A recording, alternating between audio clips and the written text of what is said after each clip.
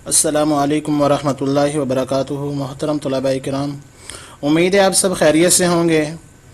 जैसा कि आप जानते हैं कि हमारा बाब शिशम हिदायत के सरचश्मे चल रहा था, उसमें से सहाबियात को हमने पहले पढ़ लिया, हज़रत उम्मे ऐमन के बारे में और हज़रत उम्मे अम्मारा रज़ियल्लाहु ताला अन्हा के बारे में। तो आज सहाबियात में से तीसरी शख्सियत हज़रत अस्मा बिनते अबी बकर रज़ियल्लाहु ताला अन्हा हैं। ये हज़रत अबू बकर सिद्दीक रज़ियल्लाहु ताला अन्हो की बेटी हैं। तो आज इनके बारे में हम पढ़ेंगे।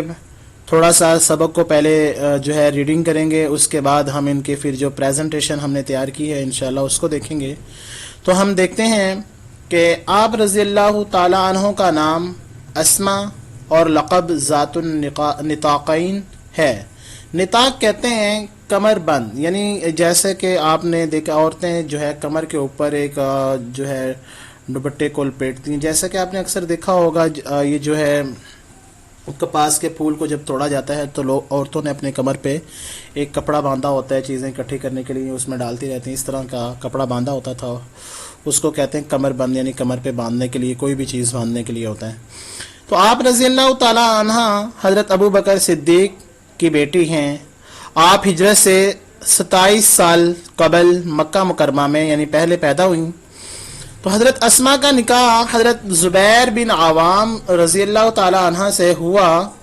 आप रज़ियल्लाहु ताला अन्हा ने अपने शौहर की तरह कबूल इस्लाम में सबक़त की, यानी ये जो है इस्लाम लाना हुआ। जैसे हज़रत ज़ुबैर बिन अवाम भी पहले इब्तिदाई अय्याम के अंदर इस्लाम ले आए थे, इसी तरह ये भी हज़रत जो है अस्मा बिनते अबी बकर भी इब्तिदा में शुरू में लोगों में जो है वो जो है इस्लाम ले आई थी।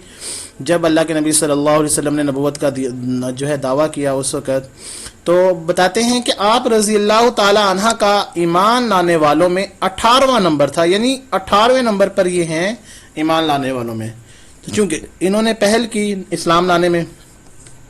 तो जब नबी करीम सल्लल्लाहु अलैहि वसल्लम ने मदीना मुनव्वरा की तरफ हिजरत फरमाई, तो हज़रत अबू बकर सिद्दीक रफ़ीक यानी उनके साथी थे सफ़र के, आप दोपहर को इनके घर तशरीफ़ लाए, यानी आप सल्लल्लाहु अलैहि वसल्लम दोपहर को हज़रत अबू बकर के घर तशरीफ़ लाए और हिजरत का ख्याल ज़ाहिर फरमाया, यानी अपना इरादा फरमाया कि हिजरत का। तो हज़रत अस्मा रज़ियल्लाहु ताला अन्हा ने सफ़र का सामान तैयार किया, 2-3 दिन का खाना साथ रखा। निताक यानी कमरबंद, जैसा कि मैंने अभी ऊपर बताया था, जिसको अरब औरतें कमर पर लपेटती हैं, फाड़ कर उससे बर्तन का मुंह बांधा। ये वो शर्फ था जिसकी बिना पर आज तक इनको ज़ातुन निताक़ैन यानी 2 कमरबंद वाली के लक़ब से याद किया जाता है। यानी जिस दिन अल्लाह के नबी हज़रत अबू बकर के घर आते हैं और हिजरत का बारे में बताते हैं, सफ़र के बारे में, तो उस दिन फिर जो है अल्लाह के नबी सल्लल्लाहु अलैहि वसल्लम उनके साथ उनके घर से निकलते हैं।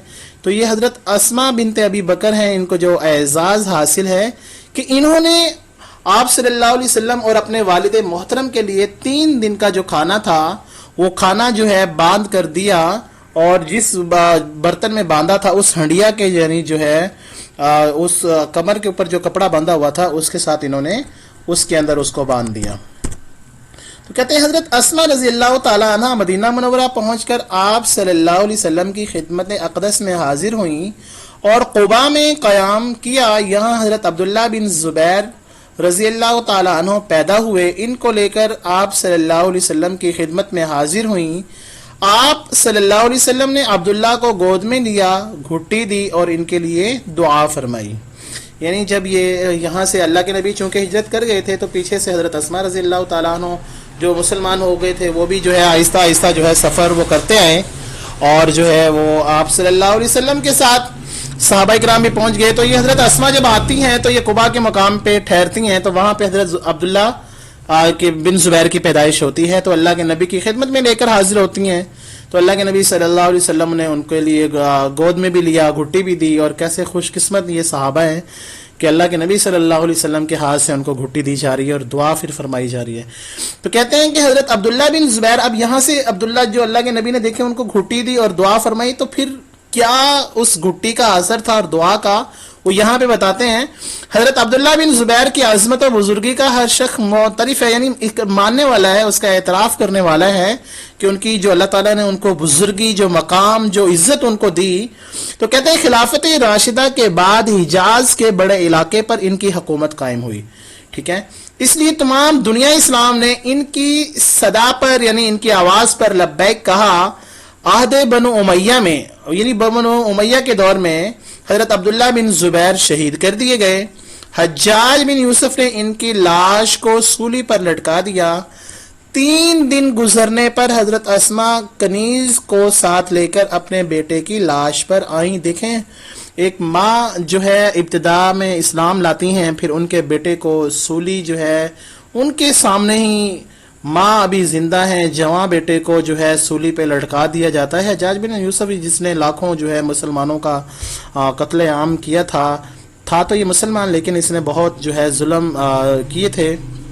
تو کہتے ہیں کہ حضرت اسما 3 دن کے بعد ان کے پاس آتی ہیں. جب کیا دیکھتی ہیں کہ لاش الٹی لٹکی ہوئی ہے. دل تھام کر اس منظر کو دیکھا اور نہایت مستقل، یعنی آرام سے، انتہائی آرام کے ساتھ کیا کہتی ہیں، کیا اس سوار کے گھوڑے سے اترنے کا ابھی وقت نہیں آیا؟ کتنا کمال جملہ، اور اس ماں کا کیا حوصلہ ہوگا جس نے اس حوصلے اور اس تحمل کے ساتھ اس اپنے بیٹے کی لاش کو لٹکتے ہوئے دیکھ کر یہ جملہ فرمایا. تو حضرت اسما رضی اللہ تعالیٰ عنہ کہ اب یہاں سے صفات بتاتی ہیں کہ نیک طبع خاتون تھیں، حق گوئی ان کا خاص شعار یعنی وصف تھا، نہایت صبر کرنے والی عورت تھی.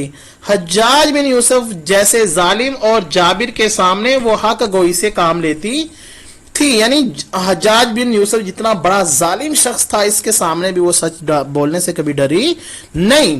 حضرت عبداللہ بن زبیر کی شہادت ایک ماں کے لیے قیامت تھی، لیکن اس میں انہوں نے جس عزم، ہمت، صبر، تحمل اور استقلال سے کام لیا، اس کی مثال تاریخ میں بہت کم ملتی. واقعی اس کی مثال جو ہے پوری دنیا میں نہیں ملتی. حد درجہ خوددار، باہمت، عاجزی، ان کی یہ خوبیاں تھی. اور کہتے ہیں حضرت اسما رضی اللہ تعالیٰ عنہ آپ صلی اللہ علیہ وسلم سے 56 حدیثیں بیان کرتی ہیں، اور ان کی وفات 73 ہجری میں، یعنی جو ہے 100 سال کی عمر میں جو ہے ان کی وفات ہوئی ہے. تو انہوں نے 100 سال عمر پائی ہے. تو اللہ تعالیٰ ان کی قبر پر کروڑاں رحمتیں، برکتیں نازل فرمائے، اور ان کے صدقے سے اللہ تعالیٰ ہماری بھی جو ہے مغفرت فرمائے. تو یہ اللہ کے نبی کریم صلی اللہ علیہ وسلم کے صحابیات بھی جو ہے باکمال تھی. جو ہے انہوں نے بھی اپنا جو ہے اس اسلام کو ہم تک پہنچانے میں بڑا کردار ادا کیا ہے.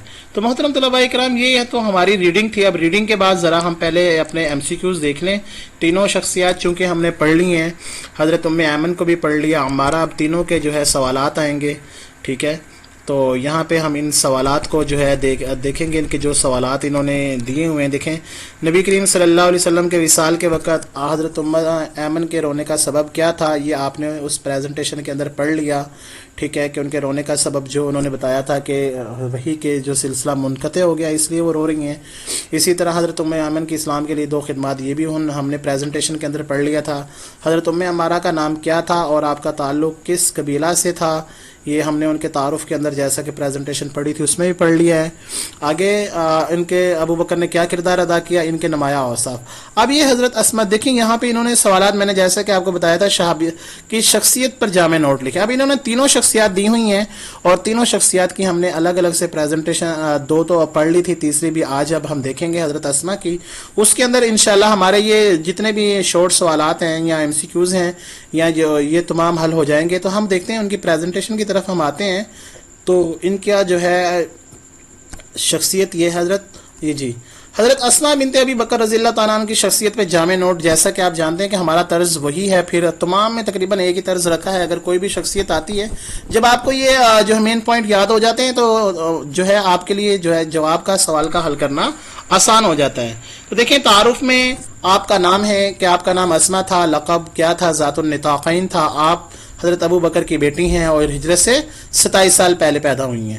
نکاح، آپ کا نکاح حضرت زبیر بن عوام سے ہوا. قبول اسلام، ٹھیک ہے، آپ نے اسلام کو کب قبول کیا؟ تو آپ رضی اللہ تعالیٰ عنہ نے اپنے شوہر کی طرح سب سے پہلے اسلام لانے والوں میں سے ہیں. آپ نے 18ویں نمبر پر اسلام کو قبول کیا. ہجرت مدینہ میں کردار، یعنی ہجرت والے دن دوپہر کو، یعنی جب اللہ کے نبی ہجرت کر کے گئے اس میں آپ کا کیا کردار تھا؟ تو جب آپ صلی اللہ علیہ وسلم ان کے گھر آئے اور انہوں نے ہجرت کا بتایا تو انہوں نے کیا کیا تھا کہ سفر کا جو ہے سامان تیار کر کے دیا، ٹھیک ہے، اور جو ہے اور منہ بند کر کے، یعنی 3 دن کا جو بھی کھانا تھا ان کے لیے تیار کر کے دیا، اور آپ صلی اللہ علیہ وسلم کو اپنے اور اپنے والد کو گھر سے رخصت کیا۔ ہجرت و قیام کہ ہجرت آپ رضی اللہ تعالیٰ، یعنی ہجرت کی انہوں نے مکہ سے مدینہ کی طرف یہ ہجرت کر کے آئی ہیں، اور یہ کہاں پہ آ کے ٹھہری ہیں؟ قیام کا مطلب ہوتا ہے تو یہ قباء کے اندر ٹھہری تھی۔ آگے حضرت عبداللہ رضی اللہ تعالیٰ عنہ کی پیدائش پھر وہاں پہ ہوتی ہے۔ حضرت یہ پوائنٹ ہم نے بنا دیا کہ آپ وہاں پہ آتے ہیں کہ حضرت عبداللہ کی پیدائش ہوتی ہے، پھر آپ صلی اللہ علیہ وسلم کی وہ جو ہے پاس لے کے آئی ہیں، آپ صلی اللہ علیہ وسلم نے عبداللہ کو گود لیا، گھٹی دی اور ان کے لیے دعا فرمائی، ٹھیک ہے۔ اس کے بعد بنو امیہ کا ظلم و ستم ہے، چونکہ بنو امیہ کے دور میں جو ہے ان کے اوپر بہت ظلم کیا گیا۔ کیا ظلم کیا گیا؟ وہ کہتے ہیں عہد بنو امیہ میں حضرت عبداللہ بن زبیر کو شہید کر کے حجاج بن یوسف نے سولی پر الٹا لٹکا دیا تھا۔ 3 دن تک لاش الٹی لٹکتی رہی۔ آپ اپنی کنیز کے ساتھ اپنے بیٹے کی لاش پر آئیں اور نہایت استقلال سے کہا، کیا اس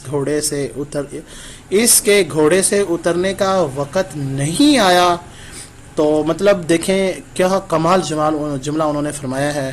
آگے آپ کی صفات، کہ آپ کے اندر کیا صفات پائی جاتی تھی؟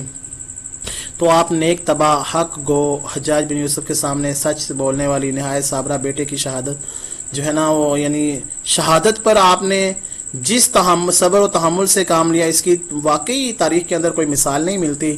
حد درجہ خوددار، باہمت، تواضع، انکسار کی پیکر تھی۔